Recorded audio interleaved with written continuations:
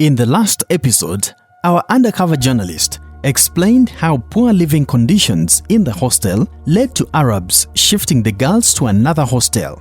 Today, she narrates how mega scam, pregnancies, and protests hit the hostel.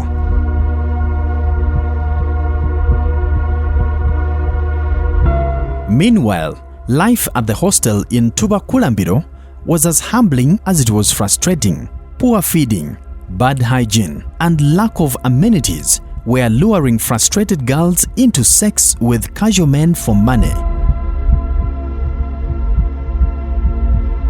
Although they were supposed to stay clear of pregnancies, STDs, and HIV, the place turned into some brothel very fast. Neighbors and LCs petitioned police, who put up pressure to have the hostel closed. The administrators, Agnes Nangendo, Ashraf Kaiwa, Rosette, and Christine, ordered those who had no passports or had not done medical to go home. They also asked those who had fully registered and were staying nearby to go back home and wait for a phone call. The hostel conditions were horrible, but you should have seen how girls pleaded to stay. Some said they had run away from their husbands, others said they had bank loans and feared to be arrested, and others still that they had sold their homes. Where did these people expect them to return to? Even as the administrators wanted to decrease the hostel population, agents were bringing in girls. Our undercover journalist tried to inquire where the company gets all the money to feed the girls, and was told it is sent by the owner of the recruitment company back in Saudi Arabia, which was responsible for gathering them. His name was said to be Rahid. He is believed to be the owner of Zion Worldwide Placements Limited. Ahmed, who had become a friend to our undercover journalist, revealed that the random number of the girls in the hostel was also frustrating him, that he was failing to get the quantity of food needed to support them, that he would wait until his boss in Saudi Arabia sends him money, which was being transferred through an account belonging to a Ugandan he didn't reveal. Apart from food, administrators, utilities, and the matron, the expense of running the hostel was minimal. The girls cooked for themselves in groups of about 3 to 4, with each group cooking per day. On Saturdays, they would have meat for supper.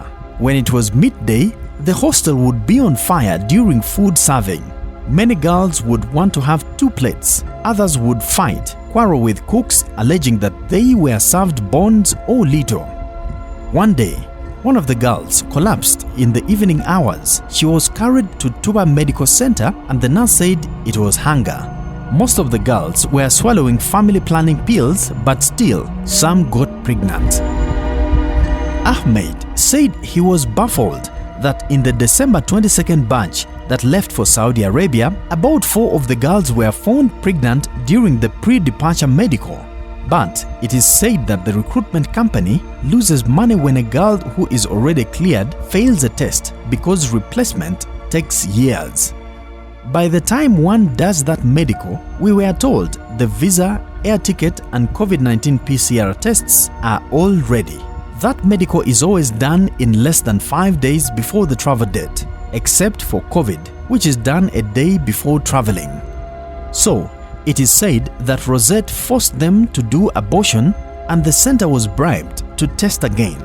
In less than a week after abortion, the girls traveled. But on arrival in Saudi, the same tests were done, and to their surprise, they tested positive for pregnancy and were deported. The science there was confusing. Ahmed was not amused. He threatened to expel whoever was seen with men around Kulambiro. He brought new guards at the gate, yet it was the guards who were doing the impregnating. In the next group that traveled on January 3rd, 3 girls were again found pregnant on pre-departure medical. They all came from Richard, the same agent who had brought me to the hostel. Rumor came that Ahmed has asked Richard to withdraw his girls because he was tired of making losses. Meanwhile, the Arab boss Ahmed was not refunding the 400,000 shillings he had taken from the girls for the botched mega deal. In November, girls who had paid stormed his office, demanding for a refund. Leira and Gloria, the Ugandan administrators for the Arab owners, refused the girls to see him. Majid, the other Arab working for Ahmed, came out shouting in Arabic, things girls did not understand, but which certainly seemed to be abuses. With gestures, he ordered the girls out of the office premises. The girls refused to budge and shouted back, demanding respect. Faisal, a young security man guarding the office, was called and ordered to throw them out. He instead started pleading with them to leave or he would lose his job. Because of Faisal, the girls agreed and left. The girls then started mobilizing for a demonstration, but Ahmed learnt about it and brought in new security guards who also locked the gate. This infuriated the girls into spontaneous violence. Raging with fury, they attacked the guards and even broke down the gate. They then proceeded to Ahmed's office in the previous hostel building and demanded their money back or the truth about their travel. Majid threatened to call police and the girls dared him to. He even tried to hit one of the girls and the angry team threatened to lynch him if he tried it.